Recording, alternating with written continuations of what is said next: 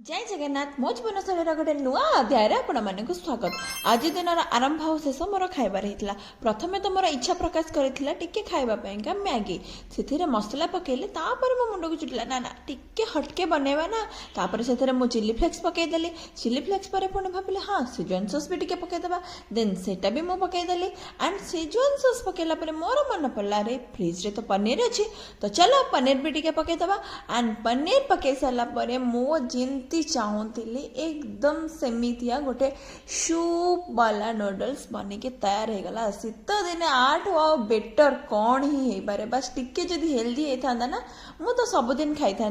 हाँ मु अटा नूडल्स बनई बट छाड़ू माने सबुदिन तो यहाँ खाई हेनी बट माने यम्मी थिला लिटराली यम्मी थिला।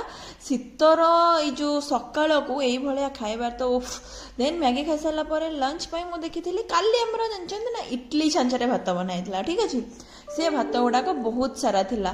तो मु कौन कली ना फास्ट गोटे आंब अदाटा आनी घर सेटा को फास्ट करदेली आपर गोटे बढ़िया से छुंकटा बनैली भुसुरंग पत्र सहित जोटा कि मो पखाल दवाई आपर कंचा सोरिष तेल आ कंचा पियाज आलू चकटार पागटा ना सबुठु बेस्ट थाए।